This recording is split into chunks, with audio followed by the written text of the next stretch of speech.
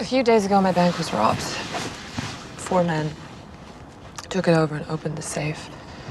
They took me as a hostage. They blindfolded me and drove me around. And then they stopped and let me out. I'm sorry. It's not your fault. The FBI guy told me it would feel like I was in mourning. FBI? You're working with the FBI? Mm-hmm. What does that mean? The guy comes by, checks in on you, gives you a call, that kind of thing? Pretty much. They don't have any suspects, any clues, any leads, anything like that? Not that they've told me. He intimated that they were scouring Charlestown, but they were wearing masks, so... I'm sure I'd recognize their voices if I heard them again. I know. Might be harder than you think. Ben Affleck's second time in the director's chair, he decided to continue with realistic crime films after Gone Baby Gone with The Town. That also had him starring and co-writing the screenplay. Taking inspiration from other great crime thrillers, like The Departed and Heat, this film falls in line with other great films of that genre.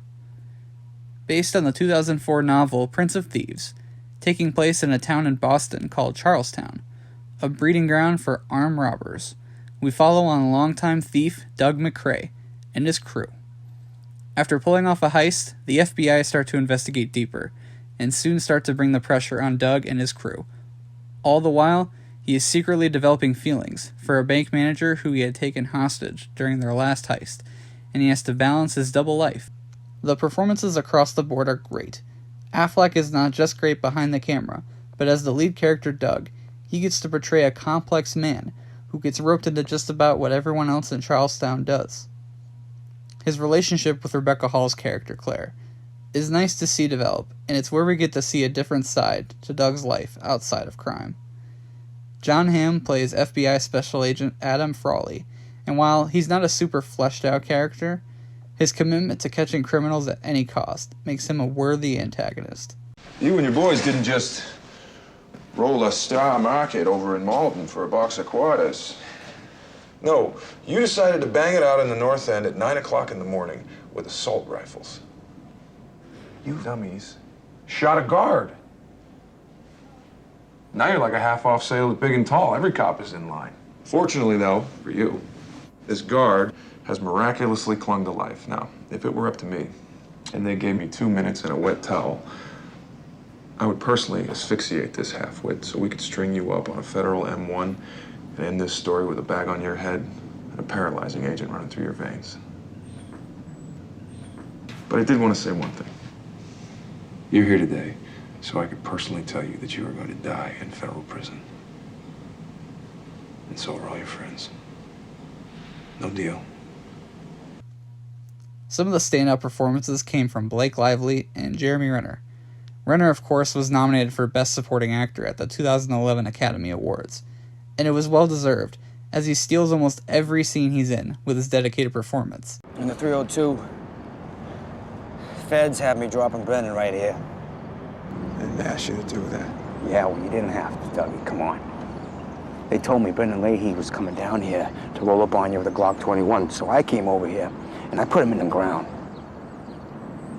They're 9 years for it.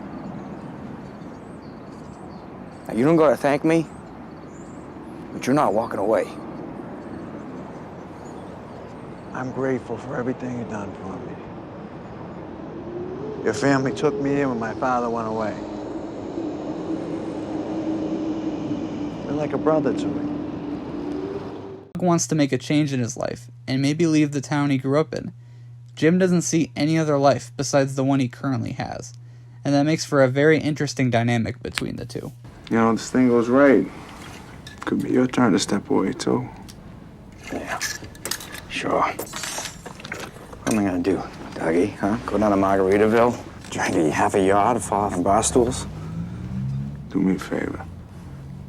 The weight of this thing, pack a parachute at least. You know the funniest thing about being in prison? Guys pretending that they want to get out. I can't do any more time, doggy. So if we get jammed up, we'll hold them court on the street. As mentioned previously, this film was inspired by other greats of the genre, and this film doesn't try to do anything revolutionary with its story, but it didn't bother me that it followed some familiar aspects, because they gave us fleshed out characters to follow, and particularly Doug's family history that unfolds throughout the film, and the drama that ensues. It might feel similar to other crime thrillers, but it separates this from the others with its setting, the interesting character development, and the tense heist sequences. Each heist has a sense of realism, and each one builds up to be bigger and bolder than the last. Adding small touches, like showing the heist from the security footage angle, really adds depth to some of these scenes, and the tension makes each one feel fresh and exciting. From a simple bank robbery to an elaborate car chase that ends at a big switch, there's tons of entertaining and cool moments throughout the film. The Town is a great crime thriller, filled with some solid performances, interesting characters, and some truly exciting heist sequences, along with a fulfilling narrative. My rating is an A.